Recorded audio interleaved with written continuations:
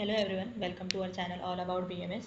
सो आज का हमारा टॉपिक जो है अपना कितना 7 जो महाभूत है, 7 जो कारण द्रव्य है वो ख़त्म हो गया है। फिर उसके बाद अभी जो हमारा नेक्स्ट टॉपिक है वो क्या है, मन। ठीक है, तो स्टार्ट करते हैं। पहले मन का व्युत्पत्ति। तो मन शब्द का व्युत्पत्ति कैसे हुआ है? व्युत्पत्ति तो मन ज्ञाने बोधने वा धातु। ये धातु से क्या हुआ? सर्वधातु व्यो सुनः। अभी ये जो मन ज्ञाने बोधने ये शब्द और सर्वधातु भ्यो असुन, उससे क्या हुआ? उसमें प्रत्यय लगा करके अपना जो कौन सा शब्द तैयार हुआ? तो मनस। और वही शब्द से कैसे, वही शब्द से क्या हुआ है? मन की व्युत्पत्ति हुई है। अभी जो नेक्स्ट हम लोग का है पॉइंट वो अपना निरुक्ति है। मन्यते, श्लोक देखते हैं। मन्यते अवबुध्यते न्यायते अनेन इति मनः, जिसके द्वारा हमें कुछ ज्ञान की प्राप्ति हो, जिसके द्वारा क्या हो, हमें ज्ञान की प्राप्ति हो, उसे हम लोग क्या बोलते हैं? मन बोलते हैं। ठीक है, और इसका एक और श्लोक है, मन्यते न्यायते अनेनेति अनेनेति मनः, उसमें भी यही बताया हुआ है। ठीक है, तो इसके लिए यहाँ पे मैंने सिर्फ एक ही श्लोक लिया है। उसके बाद जो हमारा नेक्स्ट टॉपिक है वो क्या है? लक्षण। तो मन का लक्षण क्या है? ये चरक के अनुसार है। लक्षण मनसो ज्ञानस्य भावो, मतलब ज्ञान का होना और न होना, भाव एव च सति ही किसके द्वारा होगा? तो आत्मा, इंद्रिय और इंद्रिय का अर्थ, इनके सन्निकर्ष से, मतलब संयोग से क्या होगा? इनके सन्निकर्ष होने के बाद न वर्धते, जब मन इनके साथ क्या होगा? संयोग होगा, तब जाके हमें ज्ञान की प्राप्ति होगी। अभी ये नेक्स्ट लाइन में दिया हुआ है, वैवृत्य वैवृत्यान मनसो, जब मन क्या करेगा? संयोग करेगा ज्ञान, तब जाके ज्ञान की प्राप्ति होगी। ठीक है, तो इसमें क्या दिया था एक बार फिर से रिवाइज करते हैं। तो मन किसको बोलते हैं हम लोग? मन का अगर हम लोग लक्षण देखें तो मन जो है वो हमें ज्ञान होना और न होना दोनों के बारे में बताता है। उसके बाद आत्मा, इंद्रिय और इंद्रिय के अर्थ, उसके विषय, जैसे कि शब्द, स्पर्श, रूप, रस, इनके संयोग होने होने के बाद अगर मन जो है ना वो अपना कार्य नहीं करेगा, मतलब मन उसके साथ संयोग नहीं होगा, तो हम लोग को ज्ञान की प्राप्ति नहीं होगी। तो इसलिए ज्ञान की प्राप्ति होने के लिए ज्ञान सानिध्य, मतलब ज्ञान समझने के लिए हमें किसका सन्निकर्ष होना चाहिए? तो अपना मन का सन्निकर्ष होना चाहिए, मतलब मन का संयोग होना चाहिए, तब जाके हमें ज्ञान की प्राप्ति होगी। अभी जो हमारा नेक्स्ट इसमें सब टॉपिक है वो क्या है? पर्याय। मन का पर्याय क्या है? अतीन्द्रिय, जो कि हम लोगों ने प्रत्यक्ष प्रमाण चैप्टर में भी देखा है। आप यहाँ पे उभेन्द्रिय भी लिख सकते हैं। चित्त, मानस, सत्व, चेतस और हृदय। जो मन का स्थान है ना वो हृदय बताया हुआ है। और अभी हम लोग आगे भी देखेंगे कि आत्मा का स्थान भी हृदय है, और क्या है?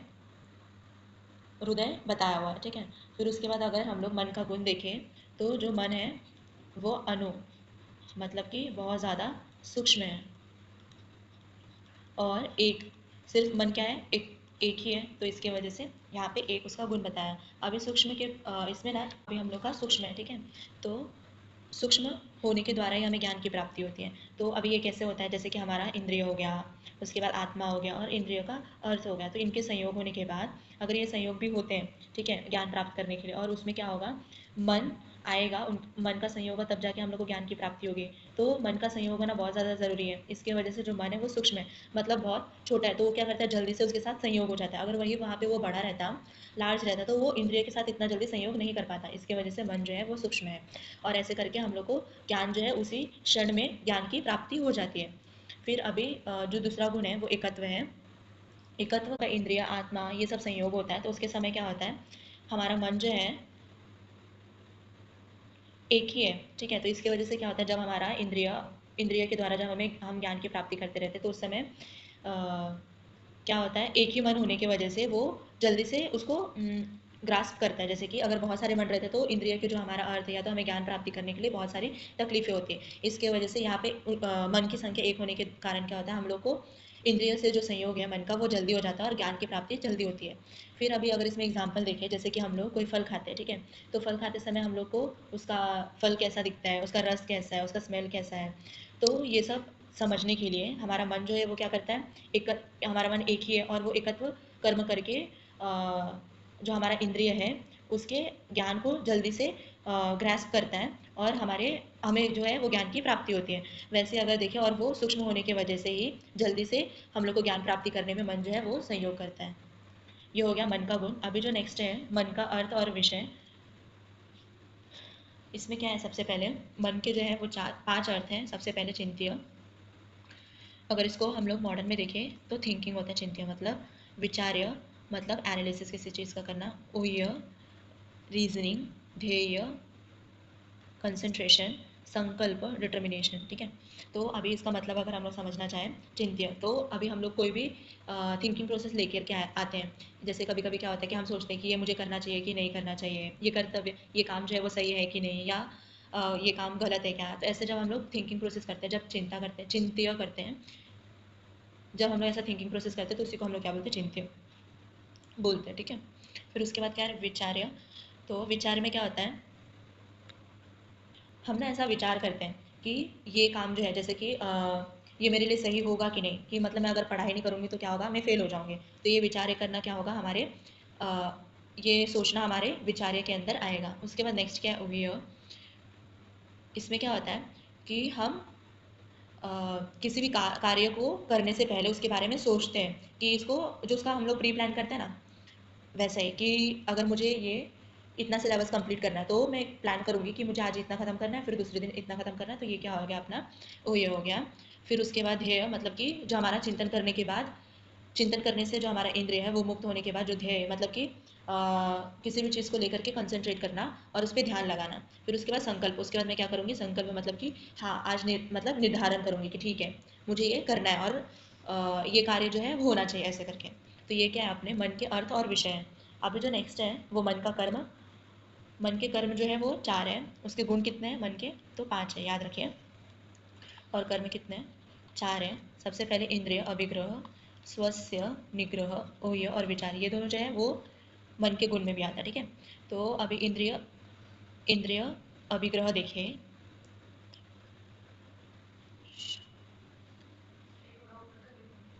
अभी हमारा जो मन है ना, वो क्या करता है, अभिग्रह मतलब कि जो भी हमारे लिए अच्छा है या बुरा है उसको समझता है, उसके ऊपर विचार वगैरह करता है, और जो हमारे लिए लाभदायक होता है उसको रहने देता है, मतलब उसको स्थित होने देता है। और जो लाभदायक नहीं है, मतलब कि जो हमारे लिए अच्छा नहीं है, उसको क्या करता है, बाहर निकाल देता है। ठीक है, तो वो वही क्या होता है, अपना इंद्रिय अभिग्रह। अभी नेक्स्ट जो है स्वस्य निग्रह। उसमें क्या होता है, हमारा मन जो है जो गलत चीज़ें रहती है उसको आने से पहले ही क्या करता है, रोकता है। तो वो क्या हो गया, खुद के ऊपर स्वस्य मतलब कि कंट्रोल करके रखता है। स्वस्य निग्रह मतलब जो बुरे भावनाएं हैं या तो कोई भी विचार है उसको दूर करके रखता है।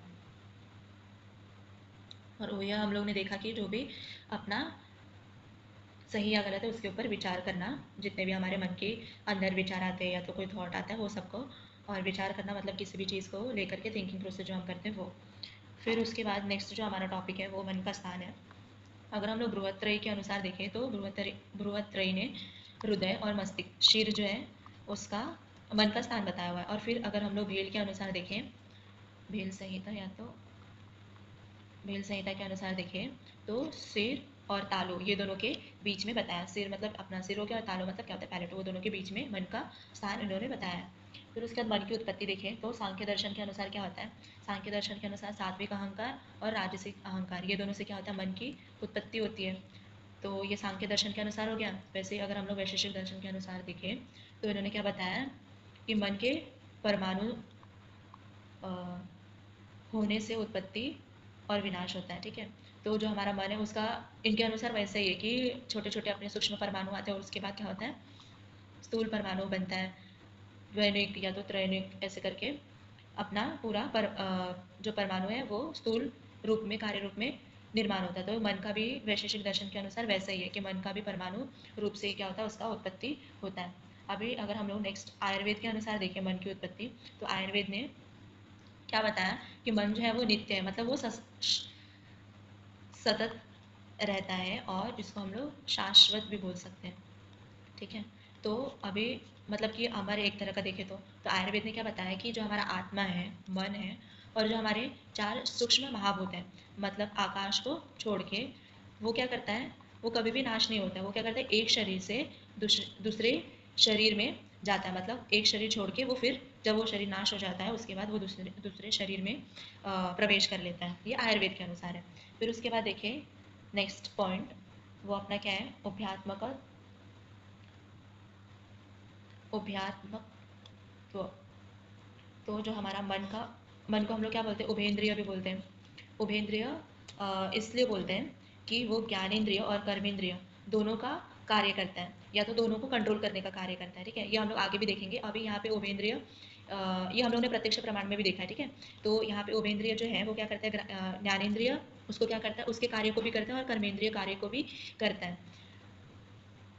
अभी जब हमारा मन जो है वो ज्ञानेंद्रिय के साथ सन्निकर्ष करता है, संयोग करता है, तो वो शब्द स्पर्श रूप रस ऐसे कर्म करता है, कार्य को करता है। और फिर जब वो कर्मेंद्रिय के साथ संयुक्त होता है या तो संयोग करता है तो वो कर्मेंद्रिय के अनुसार कार्य करता है। तो ऐसे ये दोनों कर्म जो है वो करता है। इसके लिए इसको हम लोग मॉडर्न में क्या बोलते हैं, ड्वेल ड्वेल नेचर ऑफ मानस। जो हमारा मन है वो दोनों तरह का कार्य करता है। फिर अभी हम लोग इसमें नेक्स्ट सब टॉपिक देखें, वो क्या है, मन का पंचभौतिक। पंचभौतिक, तो उसमें क्या, हम लोग को ये श्लोक भी पता है कि चरक ने क्या बताया, सर्वद्रव्यम पंचभौतिकम। तो जितने भी द्रव्य है वो सबके सब क्या है, पंचमहाभूत से ही बने हुए हैं। अभी जो मन है उसको पांच भौतिक क्यों माना है इन्होंने, तो जो हमारा मन है उसकी चिकित्सा आयुर्वेद के अनुसार क्या है, हर एक चीज़ की चिकित्सा होना चाहिए। तो चिकित्सा होने के लिए इन्होंने मन को क्या माना है, पांच भौतिक माना है, ताकि हम लोग क्या करें, पांच भौतिक द्रव्यों से मन की चिकित्सा कर सकें। अभी जो हमारा नेक्स्ट सब टॉपिक है वो क्या है, व्याधियों का आधार अधिष्ठान मन है। अगर हम लोग देखें व्याधि जो है वो उसका अधिष्ठान मन कहा गया है, तो वो कैसे मन कहा गया है, तो आयुर्वेद ने क्या बताया कि व्याधि की उत्पत्ति कैसे होती है, जब हम लोग का दोष जो है वो विषम होता है, यानी कि विकृत होता है। तो विकृत होने के द्वारा क्या होता है, व्याधि उत्पन्न होता है। और व्याधि जो है वो दो तरह के होते हैं, एक तो शारीरिक जो हमारे शरीर में होता है और मन में होता है वो मानसिक। ठीक है, तो जो शारीरिक दोष है उसका भी अधिष्ठान मतलब आश्रय स्थान क्या बताया हुआ है, मन को बताया। क्योंकि हमारा जो मन है वो हमारे आहार विहार अलग अलग चीज़ों से क्या होता है, प्रसन्न होता है। जैसे कि अगर हमारा आहार अच्छा हो तो हमारा मन भी प्रसन्न होता है। इसकी वजह से यहाँ पे जो शारीरिक व्याधि है उसका अधिष्ठान जो है आश्रय स्थान वो मन बताया हुआ है। अभी शारीरिक कितने अपने व्याधि होते तो किसके वजह से होते, तो दोष की वजह से। दोष अपने कौन कौन से, वात पित्त और कफ। वैसे अगर हम लोग मानसिक देखें तो रज और तम गुण की वजह से। तो आई होप यहाँ तक आपको सब क्लियर होगा। अभी जो हमारा नेक्स्ट सब टॉपिक है वो अतीन्द्रिय है। ठीक है, तो ये हम लोग ने प्रत्यक्ष प्रमाण वाले चैप्टर में भी पढ़ा है, अतीन्द्रिय। अभी अतीन्द्रिय मतलब क्या, अभी अतीन्द्रिय जो है उसके दो अर्थ बताए हैं इन्होंने। एक तो इंद्रियों से अलग होना और एक अप्रत्यक्ष होना, मतलब जिसका कुछ भी प्रत्यक्ष ना हो। और जो हमारा मन है, अभी ये टॉपिक में क्या बताया, जो हमारा मन है सेम प्रत्यक्ष प्रमाण जैसा ही है कि जो हमारा मन है ना वो क्या करता है, ज्ञानेंद्रिय और कर्मेंद्रिय दोनों को कंट्रोल करके रखता है। और दोनों का कार्य करने में कार्य करने के लिए मतलब उनको सपोर्ट नहीं करता, उनको करते समय कंट्रोल करके रखते हैं, ज्ञानेंद्रिय और कर्मेंद्रियों को। ठीक है, और हमारा मन जो है वो क्या करता है, उन्हें मेनली प्रेरणा देता है कि हाँ ये कार्य करना है, या तो हमें कुछ वस्तु उठाना है तो उसमें भी हमारा मन क्या करेगा, हमारे मन के द्वारा हम लोग को आज्ञा मिलेगी और हमारा इंद्रिय जो है वो हमारा कार्य करेगा। अभी जो हमारा मन है ना वो सुख दुख और अलग अलग चिंता द्वेष इच्छा ये सब की भी हमारे मन के अंदर भावना आती है। इसके लिए भी हम लोग मन को क्या बोलते हैं, अतीन्द्रिय बोलते हैं।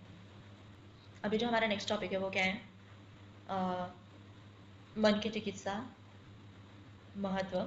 तो उसमें क्या है, सबसे पहले कि हम लोग पंचकर्म करते समय भी क्या करते हैं, जो हम लोग का रोगी रहता है उसका हम लोग मन देखते हैं, मतलब वो मन से मजबूत है कि नहीं, या तो वो उसका मन जो है वो कमज़ोर तो नहीं है, और उसका मनोबल जो है वो पावरफुल है कि नहीं वो भी देखते हैं हम लोग कोई भी पंचकर्म करने से पहले। उसके बाद अद्रव्यभूत चिकित्सा, जिसमें हम लोग द्रव्य न देकर के चिकित्सा करते हैं। जैसे कि हम लोग ने चरक संहिता में भी पढ़ा था दैव व्यपाश्रय और युक्ति व्यपाश्रय। तो उसमें भी हम लोग अलग अलग चीज़ें देखा था उसमें भी, जिसमें हम लोग द्रव्य का यूज़ नहीं करते हैं और उनकी चिकित्सा करते हैं। फिर उसके बाद चरक संहिता में ही दिखा था पहला अध्याय में प्रज्ञापराध, तो वो भी किसके वजह से होता है, तो मन की वजह से ही होता है। तो इनका चिकित्सा करना रहेगा तो हम लोग किसकी चिकित्सा करेंगे, मन की चिकित्सा करते हैं। और जो हमारा मन है, अगर वो हमारा मन स्वस्थ रहा तो हमारा शरीर भी स्वस्थ रहता है, मनुष्य भी जो है वो स्वस्थ रहता है। तो ऐसे 4 पॉइंट लिखिए, इसमें काफ़ी है इतना। फिर उसके बाद जो हमारा नेक्स्ट टॉपिक है वो सबसे ज़्यादा इंपॉर्टेंट है ये चैप्टर में, दैट इज़ आत्मा। तो आत्मा के ऊपर LAQ आ सकता है। अभी हमारा P है, तो होप सो आत्मा पे ही है। और तो स्टार्ट करते हैं। सबसे पहले भी आत्मा क्या होता है, हम लोग ये शब्द जो है वो बहुत बार सुने हैं कि हाँ आत्मा होता है, ये होता है, वो होता है, भूत होता है। ठीक है, तो जो हमारा आत्मा है ना, वो आस्तिक दर्शन ने भी माना हुआ है। और आस्तिक दर्शन ने जब आस्तिक दर्शन के द्वारा आयुर्वेद ने भी माना हुआ है। ठीक है, आस्तिक दर्शन ने आत्मा को माना हुआ है। और जब हम लोग का जन्म होता है तो ऐसा बताया जाता है कि जन्म होने के बाद, नहीं, जब भी शुक्र और शोणित का संयोग होता है उसी समय क्या करता है, आत्मा जो है उसमें जाकर के प्रवेश करता है, तब जाके हमारी पूरे बॉडी जो है वो तैयार होता है। और वहीं से हमारा आत्मा जो है हमारे शरीर में प्रवेश करता है। तो अभी आत्मा के बारे में सबसे पहले उसका व्युत्पत्ति देखते हैं। तो आत्मा शब्द का निर्माण कैसे हुआ है, अतः सात्य गमने धातु सतिभ्या मनीन मनीनौ इति मनीन। ठीक है, तो ये शब्द से क्या हुआ है, आत्मा शब्द जो है वो निर्माण हुआ है। ये याद नहीं रखेंगे तब भी चलेगा। आत्मा शब्द का निर्माण हुआ है और उसका अर्थ क्या होता है, निरंतर गतिशील। ठीक है, जो हमेशा चलता ही रहता है, उसको ही हम लोग क्या बोलते हैं, आत्मा बोलते हैं। अभी नेक्स्ट जो श्लोक है, अतति शकलम व्याप व्याप व्यापनो व्यापनोति इति आत्मा। ठीक है, आत्मा अभी हम लोग किसको बोलते हैं, जो हमारे पूर्ण शरीर को क्या करके कर रखता है, व्यापनोति, व्यापक मतलब सर्व व्यापक है आत्मा। ठीक है, पूर्ण शरीर को क्या करके रखता है, व्यापक करके रखता है, मतलब पूरे शरीर में ये घूमता रहता है ऐसे।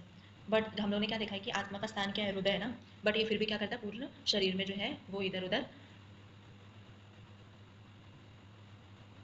शरीर को क्या करके रखता है, ये व्यापक करके रखता है, मतलब सर्वव्यापक करके रखता है आत्मा।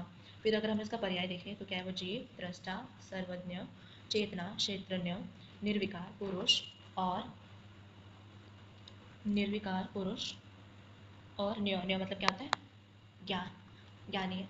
फिर उसके बाद अगर हम लोग इसका लक्षण देखें ज्ञान का, आत्मा का, वो क्या है, ज्ञान अधिकारणम आत्मा, जो ज्ञान को क्या करके रखता है, अधिकरण, अधिकरण मतलब क्या होता है, आश्रय, जो ज्ञान को आश्रय करके रखता है उसको हम लोग क्या बोलते हैं, आत्मा बोलते हैं। ठीक है, अभी वो हमारा आत्मा का गुण बताया हुआ है, लक्षण, लक्षण देखा हम लोगों ने कि वो ज्ञान को क्या करके रखता है, आश्रित करके रखता है, उसको हम लोग क्या बोलते हैं, आत्मा बोलते हैं। अगर हम लोग उसका गुण देखें तो अलग अलग आचार्यों ने अलग अलग बताया। सबसे पहले सुश्रुत ने कितना बताया, ये पार्ट जो है वो इंपॉर्टेंट है। सो सुश्रुत ने 16 बताया, चरक ने 22, प्रशस्त पाद अनुसार 40, न्याय दर्शन के अनुसार 6 और वैशेषिक दर्शन के अनुसार 12। तो जो चरक संहिता ने बताया ना उसमें से ही वैशेषिक दर्शन ने 12 बताया। अभी चरक का अगर हम लोग देखें गुण, वो क्या है अपना, सबसे पहले प्राण,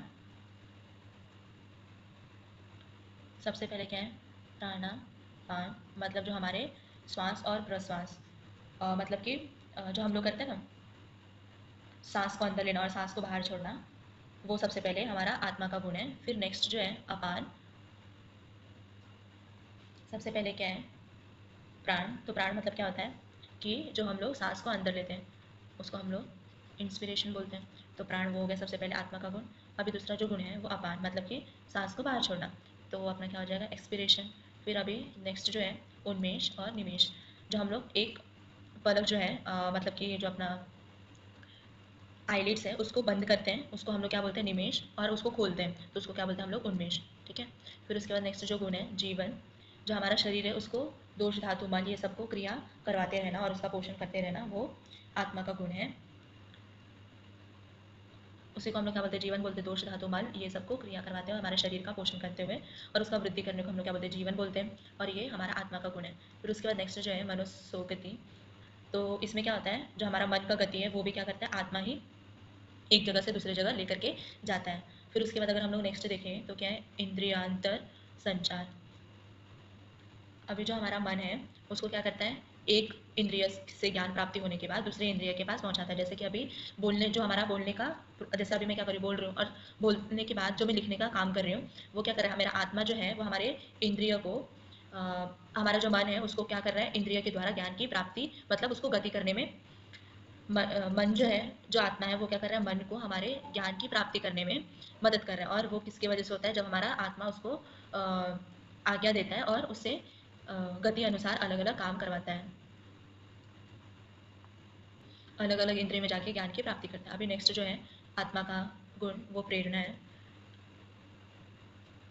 अभी जो हमारे इंद्रिय हैं उनको अलग अलग विषयों को ग्रहण करने के लिए हमारा आत्मा ही उनको क्या करता है, प्रेरणा करता है। जैसे कि अभी मुझे सुनना है तो मैं क्या करूँ, जो हमारा आत्मा है वो किसको आज्ञा देगा, श्रोत इंद्रिय को, वो क्या करेगा, उसका अर्थ जो है शब्द उसको ग्रहण करेगा। फिर अभी नेक्स्ट जो देखिए धारणा, धारणा मतलब क्या होता है, हमारा आत्मा ही क्या करता है, जितने भी विषय है वो सबको विषय को ग्रहण करके रखता है। फिर उसके बाद क्या है, देशांतर गति स्वप्ने, गति ही स्वप्ने, तो जो हमारा देश आंतर गति स्वप्न, तो स्वप्न में जो हम इधर से उधर जाते हैं, एक स्थान से दूसरे स्थान में जाते हैं, वो हमारा मन का कार्य है। और उसको गति मतलब उसको कंट्रोल कौन करता है और जाने की आज्ञा कौन देता है, तो उसका कारण जो है वो हमारा क्या है, आत्मा है।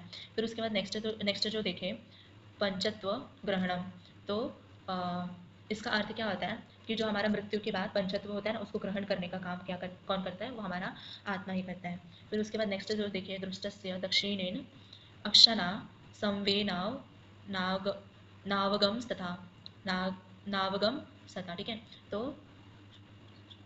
अभी इसका मतलब क्या है, दृष्टस्य मतलब देख, जब हम लोग उसको कोई भी वस्तु को देखते हैं, दक्षिण, तो जो हमारे दक्षिण नेत्र है उससे क्या करते हैं हम लोग, दक्षिण नेत्र से अगर कोई भी वस्तु को देखते हैं और उसका विषय का ज्ञान हमें प्राप्ति होता है, तो वही ज्ञान जो है वह हमारे वाम जो नेत्र है उसको भी उसके बारे में मालूम पड़ जाता है। तो कैसे मालूम पड़ता है, वो हमारे आत्मा के द्वारा ही उसको मालूम पड़ता है, ठीक है। वो आत्मा का ही गुण है। जैसे कि अगर मैं एक आंख बंद करके कुछ देखूँ और उसके बाद वो देखने के बाद मुझे क्या हो जाएगा, उसके ज्ञान की प्राप्ति होगी, तो बिना कुछ किए ही हुए मेरा जो दूसरा आंख है उसको भी उसका ज्ञान प्राप्त हो जाएगा। वो उसका जो कार्य है वो कौन करता है, तो वो आत्मा करता है। अभी जो नेक्स्ट है वो क्या है, इच्छा, इच्छा करने का भी काम जो है वो हमारा आत्मा का ही है। फिर उसके बाद द्वेष, क्रोध करना, या तो क्रोध को ही हम लोग क्या बोलते हैं, द्वेष बोलते हैं। तो इसका क्रोध का करने का भी काम किसका है, हमारा आत्मा का ही है। फिर सुख हो गया वो भी, दुख हो गया, प्रयत्न करने का काम भी हमारा किसका है, आत्मा का है। और हम लोग का जो चेतना है, हम लोगों ने इससे पहले भी देखा है कि बिना आत्मा के कोई भी वस्तु जो है उसके अंदर चेतना नहीं होगी, वो चेतना रहित रहेगा बिना आत्मा के। तो चेतना भी किसका गुण है, आत्मा का ही गुण है। फिर उसके बाद घृति, जो हमारा कोई भी घृति मतलब क्या होता है, धारण करना किसी भी चीज़ को, तो धारण करने का भी काम कौन करता है, हमारा आत्मा ही करता है, ठीक है। फिर उसके बाद बुद्धि, कुछ भी समझने के लिए, कुछ भी करने के लिए, क्या सही है क्या गलत है उसको भी करने के लिए हमारा जो आत्मा है वो क्या करता है, अ, समझने के लिए मदद करता है। फिर उसके बाद नेक्स्ट देखिए अगर, तो क्या है स्मृति, स्मृति जो हमारा अनुभव है उसको समझने के लिए, अनुभव को, अभी स्मृति मतलब क्या होता है, स्मृति मतलब क्या होता है, जो हम लोग को स्मरण होता है इनडायरेक्टली। तो अभी वो स्मरण हम लोग को कैसे होगा, तो स्मरण हम लोग को किसी भी चीज़ का अनुभव होगा, अनुभव जानने के बाद भी किसी चीज़ का हम लोग को स्मरण होगा। जैसे कि मैं एक बार जैसे कहा, जैसे कि अगर हम लोग क्या करेंगे, एक वस्तु है और एक दुकान से हम लोगों ने कुछ सामान लिया, ठीक है। तो वो सामान लेने के बाद मुझे पता चला कि वो दुकान में वो एक्सपायरी डेट वाला सामान देते हैं, तो मुझे एक बार वो अनुभव मिल चुका है। तो मैं क्या करूँगी, नेक्स्ट टाइम जाऊँगी या तो वो दुकान में जाऊँगी ही नहीं, और जाऊँगी भी तो मेरा जो स्मृति है वो उस समय एक्टिव होकर बोलेगा कि वस्तु को देख करके ले कि उसमें एक्सपायरी डेट हुआ है कि नहीं, ऐसा। तो उसको ही हम लोग क्या बोलते हैं, स्मृति। तो ये भी किसका गुण है, आत्मा का ही गुण है। फिर नेक्स्ट है अहंकार, अहंकार भी किसका गुण है, तो आत्मा का गुण है। ये हो गया अपने चरक के अनुसार आत्मा के गुण। तो अभी नेक्स्ट जो है सुश्रुत के अनुसार देखने वाले हैं हम लोग। तो सुश्रुत ने क्या क्या बताया, सुख दुख इच्छा द्वेष प्रयत्न प्राण अपान उन्मेष निमेष बुद्धि, ये सब तो ऑलमोस्ट सेम ही। और मन का संकल्प करना भी, मतलब मन को अगर कुछ निर्धारित करना रहेगा या तो निर्णय लेना रहेगा, तभी हमारा आत्मा ही उसको लेने में मदद करता है। अभी नेक्स्ट जो है वो क्या है, विचारण, विचारण मतलब क्या होता है, फिर उसके बाद विचारना देखिए, तो विचारना में क्या होगा, किसी भी चीज़ का विचार करना। फिर उसके बाद स्मृति, उसके बाद विज्ञान, उसके बाद अध्यवसाय। तो इसका मतलब क्या होता है, किसी भी चीज़ को डिटर्मिनेशन करने का भी काम कौन करता है, हमारा आत्मा ही करता है। फिर उसके बाद किसी विषय उपलब्धि, किसी भी विषय के बारे में उपलब्ध करके देना भी किसका काम है, हमारा आत्मा का ही काम है। फिर अभी नेक्स्ट देखिए, अगर हम लोग न्याय के अनुसार, न्याय दर्शन के अनुसार देखें आत्मा के गुण, इच्छा द्वेष प्रयत्न सुख दुख ज्ञान, ये सब है, ठीक है। फिर उसके बाद अगर हम लोग प्रशस्त पाद के अनुसार देखें तो वो क्या है, बुद्धि सुख दुख इच्छा द्वेष प्रयत्न संख्या परिमाण, पृथकत्व, संयोग, विभाग, भावना, धर्म और अधर्म, ये सब किसका गुण है? तो हमारा आत्मा का ही गुण है। तो इसमें आपको मेन क्या याद करना है कि चरक के अनुसार कितना बताया उन्होंने, 22 बताया है, और सुश्रुत के अनुसार, फिर न्याय दर्शन के अनुसार और प्रशस्तपाद के अनुसार। फिर अभी जो हमारा नेक्स्ट जो सब टॉपिक है वो क्या है? आत्मा का स्थान। तो मैंने आपको पहले ही बताया आत्मा का स्थान क्या? हृदय, चेतना, अधिष्ठान, अधिष्ठानम एकम। तो हृदय जो है वो आत्मा का स्थान है। और उपनिषद के अनुसार देखें तो हृदय को आत्मा का स्थान बताया हुआ है, ठीक है। फिर अभी नेक्स्ट जो टॉपिक है वो भेद है। तो आत्मा के भेद तो ऐसे नहीं होते, आत्मा हमारा क्या है? एक ही है। बट उपाधि के अनुसार, मतलब उपाधि मतलब क्या होता है कि कोई भी टर्म्स एंड कंडीशन जब अलग अलग हो तो उस समय हमारा जो वे ऑफ थिंकिंग है ना वो थोड़ा चेंज होता है। वैसे ही आत्मा के हम लोग ने उस समय क्या किया, दो टाइप्स में उसको डिवाइड किया, एक तो परमात्मा और एक जीवात्मा। तो परमात्मा, परम, ऐसे शब्द से आप लोग याद रख सकते हैं। परम मतलब क्या होता है? श्रेष्ठ। तो जो परमात्मा है वो सबसे ज़्यादा क्या होगा? श्रेष्ठ होगा, इसलिए हम लोग ईश्वर को परमात्मा भी बोलते हैं। फिर उसके बाद नेक्स्ट जो है वो अपना टाइप वो जीवात्मा है। तो जीवात्मा को जो है वो हम लोग ने दो पार्ट में डिवाइड किया है, अतिवाही पुरुष या तो सूक्ष्म शरीर युक्त और स्थूल शरीर युक्त, ऐसे दो पार्ट में डिवाइड किया। तो अभी सबसे पहले हम लोग देखने वाले परमात्मा। तो मैंने आपको बताया कि श्रेष्ठ आत्मा को हम लोग परमात्मा बोलते हैं। फिर उसके बाद एक श्लोक दिया हुआ है चरक संहिता के पहला अध्याय में, 56 श्लोक नंबर, निर्विकारः।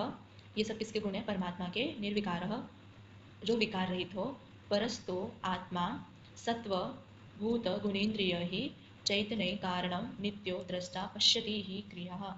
अभी जो परमात्मा है उसका मैंने सबसे पहले बताया कि निर्विकार, तो मतलब जो विकार रहित हो, जिसको सुख दुख का कुछ भी भय नहीं हो, वो उसको ही हम लोग क्या बोलते हैं? परमात्मा। फिर उसके बाद जिसमें क्या हो? सत्व गुण हो, और उसके बाद क्या ये हो गया निर्विकार सबसे पहले। उसके बाद सत्व मतलब कि मन, तो क्या हो? मन, भूत या मतलब कि पंचमहाभूत, पंचमहाभूत और उसके भूत के गुण, जैसे कि शब्द, स्पर्श, रूप, रस, गंध, ये सबसे क्या हो? और इंद्रिय, ये सबसे क्या हो? युक्त हो। फिर उसके बाद चैतन्य, चैतन्य का कारण हो, और चैतन्य कारणम नित्य हो, आदि और अंत से रहित, तो उसका किसी चीज़ का भी भय नहीं हो। दृष्टा मतलब कि जगत का दर्शक हो, मतलब उसको अपने जगत को देखने वाला हो। इसके लिए हम लोग बोलते हैं कि ईश्वर जो है वो हम लोग को देखता है, ऐसे करके। फिर उसके बाद पश्यति ही क्रिया, क्रिया को हमारे देखने वाला हो, उसी को हम लोग क्या बोलते हैं? परमात्मा। सबसे पहले विकार रहित हो, मन, पंच महाभूत, यहाँ पे सत्व क्या किसको बोला हुआ है? तो मन को बोला है। भूत, पंच महाभूत, इनके गुण को, इंद्रियों को, ये सबसे युक्त हो, और उसके बाद चैतन्य हो, चैतन्य का कारण हो, और हमेशा नित्य हो, और जगत का दर्शक हो, दृष्टा मतलब। और फिर उसके बाद क्रिया को करने वाला, क्रिया को देखने वाला हो, उसी को हम लोग क्या बोलते हैं? परमात्मा बोलते हैं। इसलिए कहा भी जाता है ना कि ईश्वर हम लोग को देख रहा है, तो दृष्टा का मीनिंग यहाँ पे वैसे ही लेना है। और वो क्या हो? इसको हम लोग क्या बोलते हैं? परमात्मा बोलते हैं, ठीक है। तो परमात्मा की संख्या कितनी है? एक है परमात्मा की संख्या। और परमात्मा जो है वो सर्वव्यापक है, मतलब यूनिवर्सली प्रेजेंट है। और परमात्मा ही क्या है? हमारा सृष्टि करता है। उन्होंने ही क्या किया? सृष्टि का निर्माण किया है। अभी जो उसके पर्याय दिए हुए हैं वो क्या है? सबसे पहले परम पुरुष, असंयुक्त पुरुष और परम ब्रह्मा। अभी नेक्स्ट जो हम लोगों ने देखा जीवात्मा, उसका सबसे पहले सब टाइप हम लोगों ने किया है। तो सबसे पहले वो क्या है? अतिवाहिक पुरुष। अतिवाहिक पुरुष मतलब क्या? उसका पर्याय देखिए तो सूक्ष्म शरीर युक्त आत्मा, उसके बाद सूक्ष्म शरीर, लिंग शरीर और सप्रुक शरीर। और उसके वैशिष्ट्य देखें तो सबसे पहले क्या है?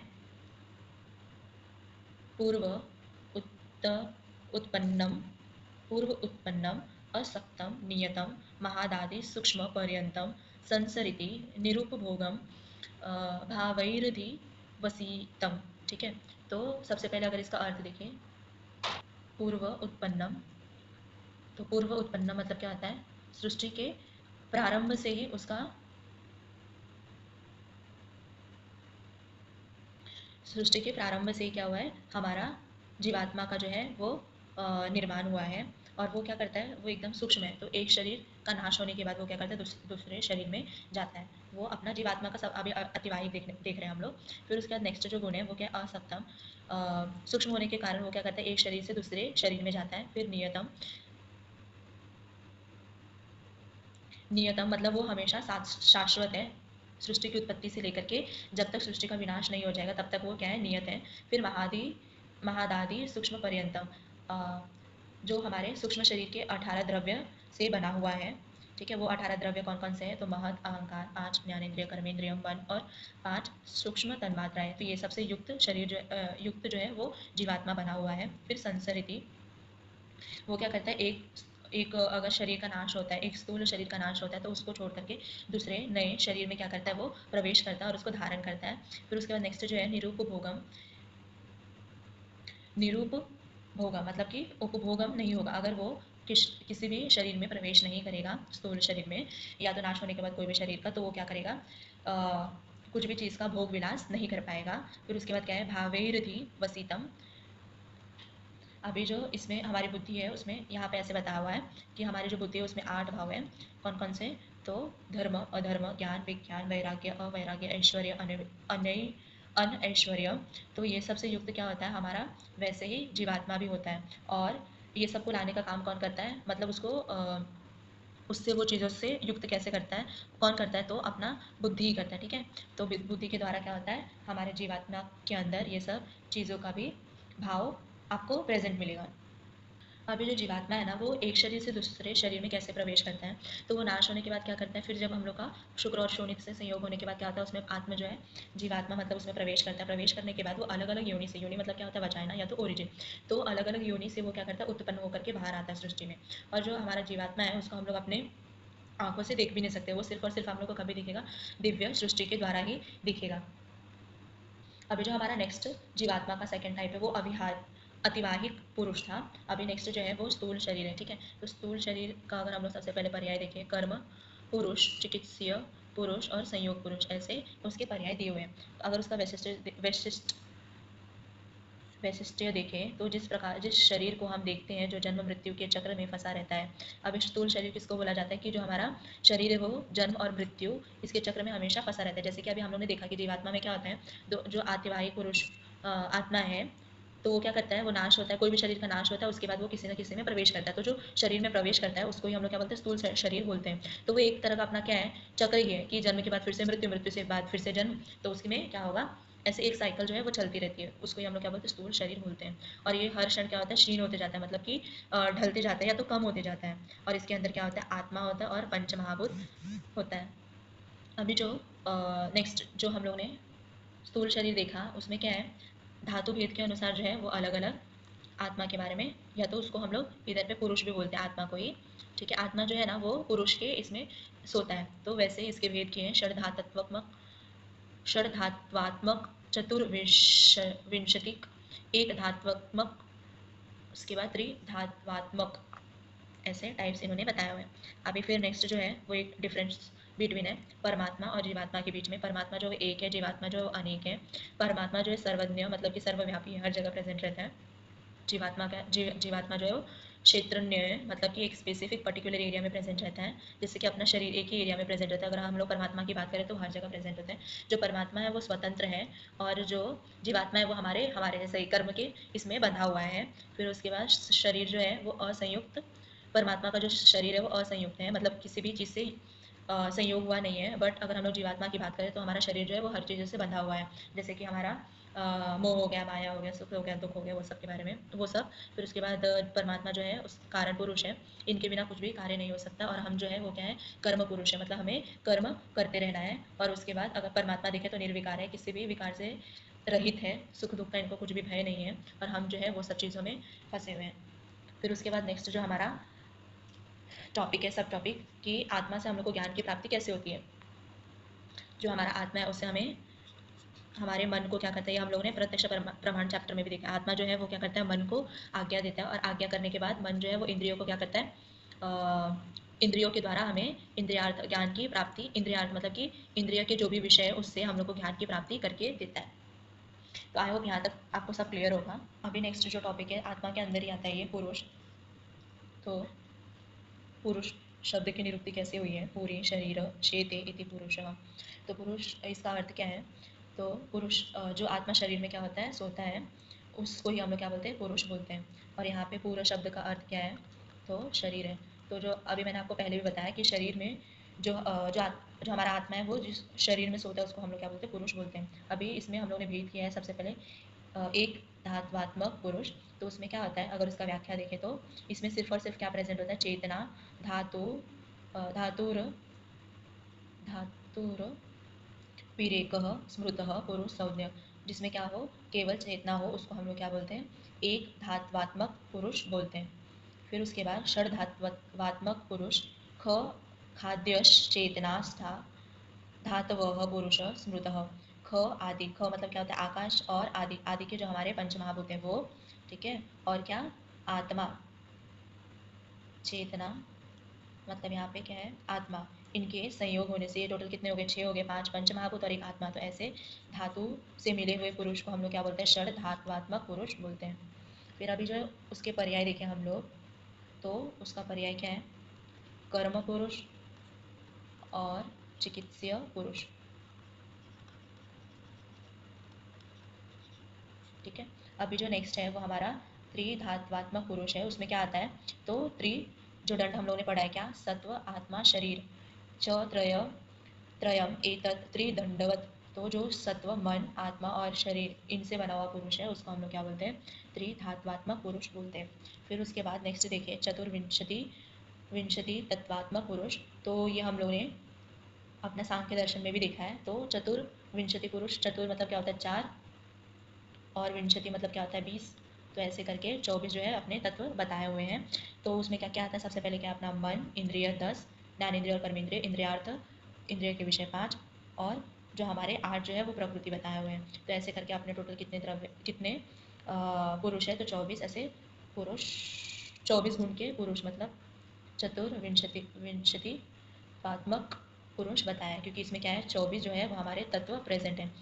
इसको हम लोग राशि पुरुष भी बोलते हैं और संयोग पुरुष भी बोलते हैं। तो यहाँ पे हमारा जो आत्मा है वो खत्म होता है। फिर उसके बाद यहाँ पे एक और चीज़ बोला गया है ये चैप्टर में, फिर ये चैप्टर हमारा खत्म होगा। इसमें बताया कि जो तमगुण है ना उसको भी इन्होंने 10वां द्रव्य जो है वो माना था। तो जो 10वां द्रव्य जो है वो माना था इन्होंने, बट फिर उसके बाद ऐसा हुआ कि जो तमगुण है वो क्या होता है, अंधकार होता है। तो अंधकार जो है वो मतलब अंधकार को हम लोग जब सब चीज़ अंधेरा करेंगे, मतलब लाइट ऑफ करेंगे तब जाके अंधेरा होगा। तो जब हम लोग उसको उजाला में देखेंगे तो हम लोग को दिखेगा क्या, नहीं दिखेगा। इसके वजह से जो तमगुण है उसको बाद में 10वां द्रव्य जो है वो नहीं माना गया, क्योंकि हम लोग को जो प्रकाश में दिखता है, जो हमें प्राप्त होता है, या तो जिससे हम लोग को ज्ञान प्राप्त होता है और चक्षु से दिखता है, तो उसको ही हम लोग मानते हैं ना। तो वैसे इसके वजह से जो अपना तमगुण है उसको 10वां द्रव्य इन्होंने नहीं माना है। फिर इसमें ये भी बताया कि जो हम लोग ने कारण द्रव्य है वो किस बेसिस पे माना है। तो जो कारण द्रव्य है वो हम लोग ने कि उसका गुण और कर्म जो है वो समवाय होकर के रहता है, उसी को हम लोगों ने कारण द्रव्य माना है। तो तम गुण में भी क्या होता है, गुण और कर्म समवाय होकर के मतलब उसके आंशिक में रहते हैं। तो इसके वजह से इसको हम लोग ने सब कुछ कुछ आचार्य ने इसको भी कारण द्रव्य मानने के लिए कहा था। बट वैशेषिक दर्शन ने क्या कहा कि जो तम गुण है वो अंधकार में पाया जाता है, और वो जो अंधकार है वो हम लोग चक्षु इंद्रिय के द्वारा नहीं दिखाई देता है, इसके वजह से इसको नहीं माना जाए। तो जैसे हम उजाला करेंगे तो क्या होगा, वो दिखाई नहीं देगा अंधकार, तो इसके वजह से इसको 10वां द्रव्य नहीं माना गया। और इसमें यहाँ पे कुछ और भी टॉपिक छोटे छोटे दिए हैं। सबसे पहले तो हम लोग ने देखा कि जो अपने जितने भी वायु पित्त वात पित्त और कफ जो है उसकी उत्पत्ति किससे हुई है, ये सब हम लोगों ने देखा है पहले ही। और फिर इसमें यहाँ पे एक और पॉइंट मेंशन किया हुआ है कि जो अपना मानस प्रकृति है वो 16 प्रकार का इन्होंने बताया है। वो हम लोग क्रिया में भी पढ़ते हैं, तो यहाँ पे पढ़ने की एज सच इतना ज़रूरत नहीं है। जो अपना मानस प्रकृति है वो टोटल कितना है, 16 है, और उसको ऐसे 3 डिवीजन में डिवाइड किया है। एक तो राजसिक, तामसिक और सात्विक,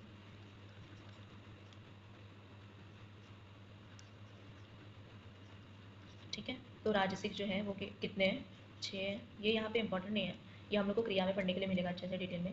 तामसिक 3 है और सात्विक 7 है। तो ऐसे करके हमारा जो ये चैप्टर है इतना वास्ट और बहुत ज़्यादा इंपॉर्टेंट है। इसमें जो मेन है आत्मा वो अच्छे से कीजिए, उसमें टॉपिक्स भी बहुत है, तो LAQ आने के बहुत ज़्यादा चांसेस है। तो अगर आपको वीडियो अच्छी लगी तो चैनल को सब्सक्राइब कीजिए, वीडियो को लाइक कीजिए। Thanks for watching.